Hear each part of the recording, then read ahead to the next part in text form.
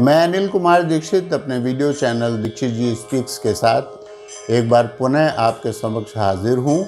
आज है तारीख 1 सितंबर सन 2021 और दिन है बुधवार।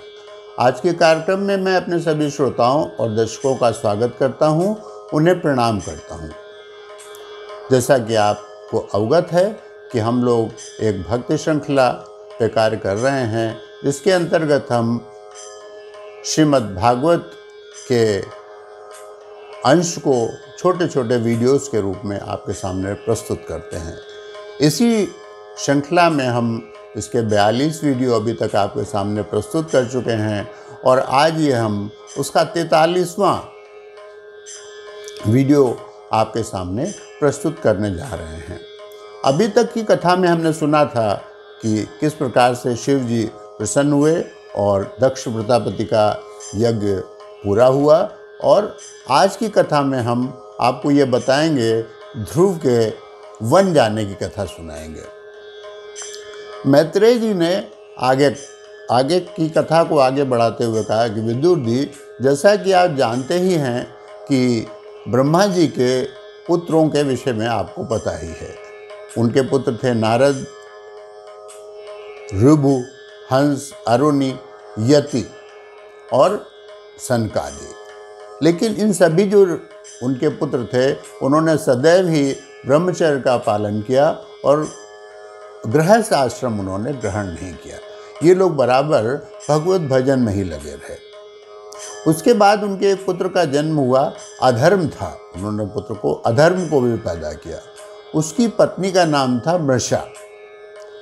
मृषा और अधर्म के जो हुए पुत्र और पुत्री, उसके हुए दंभ और माया।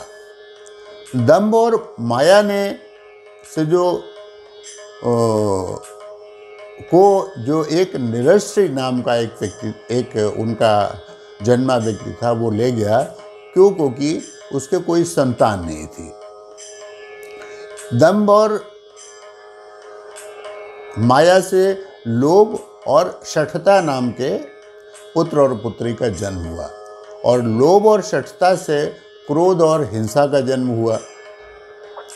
क्रोध और हिंसा से कलि और दुरात्ति दो लोगों का जन्म हुआ। कलि यानी कलि खराब, और दुरात्ति का मतलब होता है गाली। इन्होंने इनको जन्म दिया। फिर दुरात्रि और कलि से भय और मृत्यु का जन्म हुआ। भय और मृत्यु से यातना और निरेक यानी कि नर्क का जन्म हुआ। तो मैत्रेय जी कहते हैं कि विदुर जी, मैंने इस प्रकार से आपको संक्षेप में अधर्म की वंशावली के विषय में बता दिया है। अब हम आपको जो मनु और शत्रुपा के पुत्र जो हुए, या जो उनका जो वंश चला, उसकी हम यहाँ पर आपसे चर्चा करेंगे। तो वो कहते हैं मनु और शत्रुपा के दो पुत्र हुए। एक का नाम हुआ प्रियव्रत और दूसरे का नाम था उत्तानपाद। उत्तानपाद के दो पुत्र हुए और उत्तानपाद की दो पत्नियां भी थीं। उसमें एक पत्नी का नाम था सुनीत और एक का नाम था सुरुचि। तो राजा को सुरुचि से कुछ ज़्यादा प्रेम था। तो चूँकि पत्नी से ज़्यादा प्रेम था, तो उसके पुत्र से भी वो ज़्यादा प्रेम करते थे।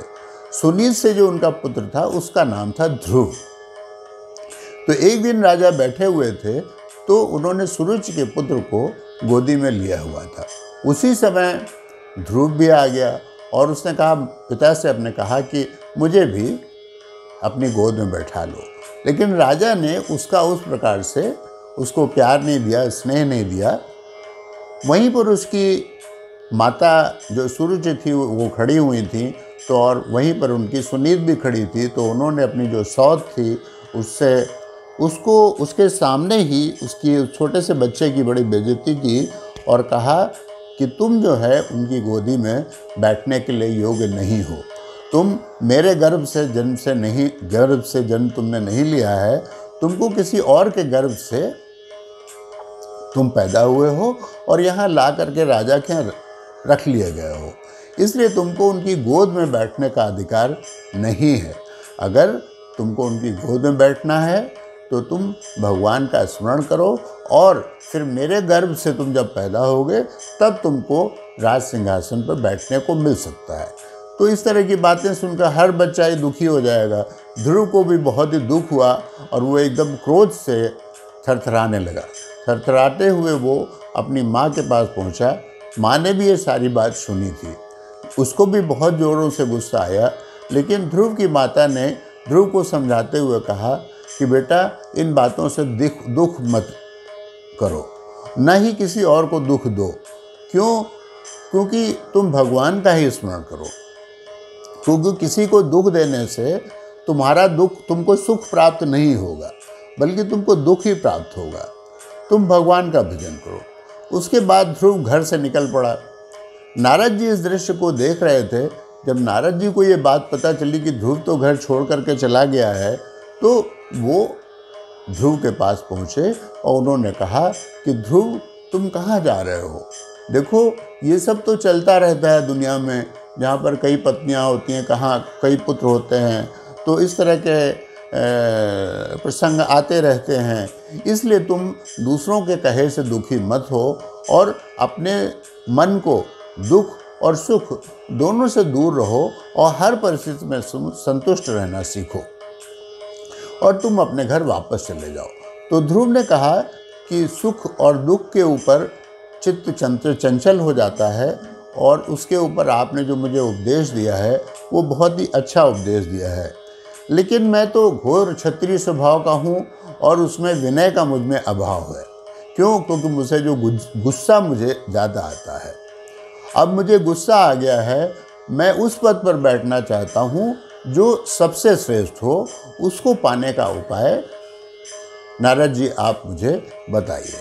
तब नारद जी को लगा कि लगता है कि ये बालक जो है बहुत दृढ़ प्रतिज्ञ है और उनको तो सब कुछ दिखाई दे रहा था उसका भविष्य। तो उन्होंने कहा कि तुम यमुना नदी के किनारे जहाँ पर मधुबन है तुम वहाँ पर चले जाओ। वहाँ पर श्री हरि हमेशा रहते हैं और वहाँ जा कर के तुम श्री हरि को याद करोगे। जब वो तुमको दर्शन देंगे तो तुमको वो स्थान प्राप्त होगा जो कि दुनिया में कुछ बिरले लोग ही प्राप्त कर पाते हैं। यहाँ तक कि ऋषि मुनि जो जिंदगी भर जो है अपनी तपस्या करते हैं उनको भी वो स्थान नहीं प्राप्त होता है। इसके बाद नारद जी राजा उत्तानपाद के पास गए और ध्रुव अपने रास्ते चला गया। राजा ने नारद जी का पूरा सत्कार किया और उन्हें बैठाया। उसके बाद जब वो बैठ गए तो उन्होंने उत्तानपाद से पूछा कि उत्तानपाद तुम्हारा चेहरा कुछ उतरा हुआ सा लग रहा है, तुम कुछ गमगीन से लग रहे हो, आखिर बात क्या है? तो उत्तानपाद ने कहा कि आज मुझसे बहुत अनिष्ट हो गया है। उन्होंने कहा क्यों, क्या हो गया है?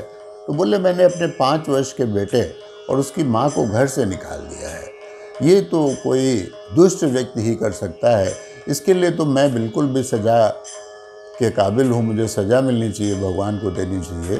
तो नारद जी के सामने जब उन्होंने इस तरह का दुख प्रकट किया तो नारद जी ने कहा कि हे उत्तानपाद तुम ज़्यादा चिंता मत करो, ध्रुव की हैं वह चला गया है और वो एक अच्छे काम के निमित्त गया है और जब वो अपनी उद्देश्य को प्राप्त कर लेगा उसके बाद तुम्हारा मान बहुत बढ़ाएगा वो, इसलिए वो गया है तो जो कुछ भी हुआ है उसको करने दो। उसके बाद ध्रुव ने बहुत ही कठिन तपस्या की और जिसके बल पर सारे लोगों में तहलका मच गया। जब लोगों में तहलका मच गया तो इंद्र का जो स्वर्गलोक था वहाँ भी तहलका मच गया। इंद्र के सब देवता घबरा गए कि अरे ये क्या हो रहा है, इससे तो ऐसा ना हो कि कहीं हमारे ऊपर आक्रमण करने तो नहीं आ रहा है। तो वे सब लोग इकट्ठे होकर के श्री हरि के पास, भगवान विष्णु के पास गए। उन्होंने कहा भगवान ये देखिए क्या हो रहा है, हम लोगों को लगता है कि कुछ अनिष्ट होने वाला है। ये बालक क्यों इतनी दुष्कर तपस्या कर रहा है? तो भगवान ने उनको समझाया कि तुम लोग उस ध्रुव की तपस्या का मंतव्य नहीं समझते हो, मैं उसको जानता हूँ। तुम लोग एकदम निश्चिंत रहो, तुम्हारी सत्ता पर कोई भी आँच नहीं आएगी और मैं उस बालक की इस दुष्कर तपस्या से उसको मैं निवृत्त कर दूंगा। तो हम आज की कथा को यहीं विराम देते हैं। ये आगे की कथा हम अपने अगले वीडियो में प्रस्तुत करेंगे। कथा के अंत में हम कुछ सेकंड्स प्रभु का नाम लेंगे और आपसे एक प्रार्थना करेंगे कि हमको कृपया बताइएगा कि आपको ये वीडियो, हमारा ये कार्यक्रम कैसा लगा। अपनी राय अवश्य हमें प्रेषित कीजिएगा, जिससे हमको वीडियो बनाने के लिए हम बराबर प्रोत्साहित होते रहते हैं। अच्छा, अब हम आपके सामने हम लोग प्रभु का नाम लेंगे और उसके बाद विदा ले लेते हैं। नमस्कार।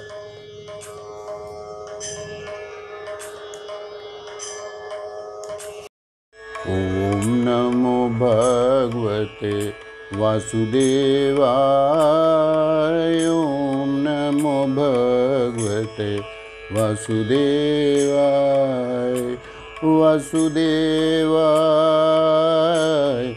वासुदेवाय भज प्यारे तू वासुदेवाय। ओम नमो भगवते वासुदेवाय। ओम नमो भगवते वासुदेवाय। हरे राम राम राम हरे हरे, हरे कृष्ण कृष्ण कृष्ण हरे हरे। हरि ओम तत्सत्।